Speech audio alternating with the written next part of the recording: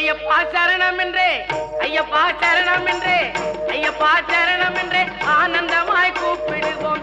மோகினி பாலன் என்றோம், மோகனகுமாரன் என்றோம், பில்லாளி வீரன் என்றோம்,